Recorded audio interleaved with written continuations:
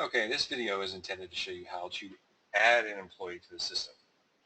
Whereas a little bit more complex side is um, updating employees, but we're actually going to go through and add an employee to the HRX system here. So I'm going to click on the Employees tab and click Add Employee Information, and I'll select the group. Now, all of you are going to have a group that you're using. Now, there may be more than one company in your group, or maybe just you and your group. So I'm going to go down here and I'm going to select groups. I'm going to go down and select Worksite HR. When I select Worksite HR, the rest of the screen is going to populate, and I'm going to be able to add a name into the system. So I'm going to add in John Smith. And just as for the edit area, many of the fields are required, many are not. You can leave the username and password blank, or you can complete it. If you leave it blank, one will be automatically assigned for the employee when the script runs, which is, I believe, every 15 minutes. Okay, so I'm going to add in a street here, and we'll call it some street. And we'll create a unique name called some city. And we'll stick with California, a zip.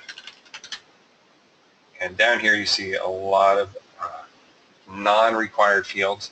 However, if you're, again, as I said on the edit area, if you're looking at getting tax credits and things like that, filling out certain forms and reports, the EEO1, namely one of them, some of this data will have to be completed.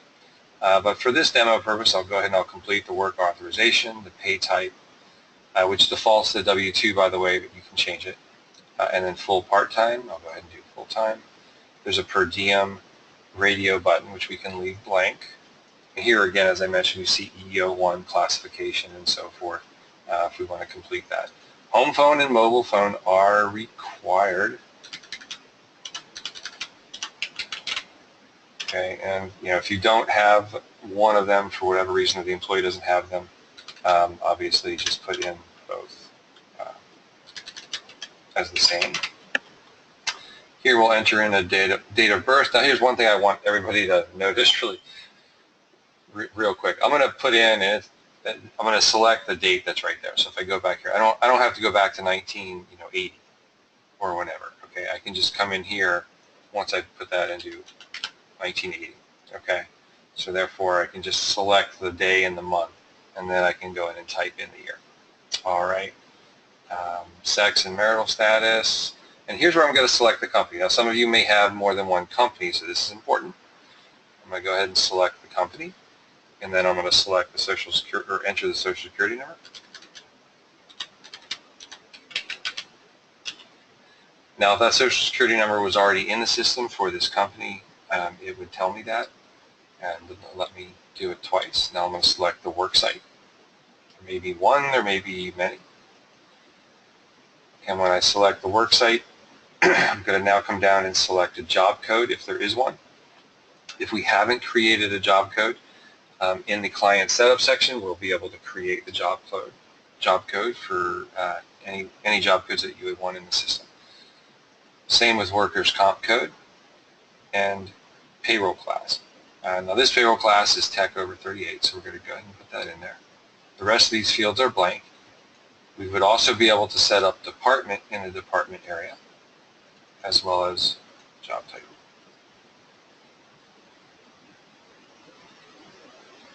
All right. What I'm going to do here is, because we're missing a few things on some of these companies, I'm going to select another company. I'm going to select one ABC Consolidated because that's pretty much our demo company for everything that we have. So you can see that now here in the worksite area, this is all populated. But it is important to know that if I had a company like this one up here that I selected, Softex, there's a worksite, but there's no job codes and so forth. So before you would enter an employee for this company, you would have to go back to to the client page and make sure that we entered job codes, we entered departments, and so forth. All right, because those are required fields. So let's go back to one ABC Consolidated, which is our primary demo company anyway. I'll select the branch. In this case, I'll select corporate. Now we have job codes, we have default job codes, and then we have some workers' comp codes. We'll select our payroll class. We'll select the demo hourly class for this employee. The rest of these fields, other than like department, are not required.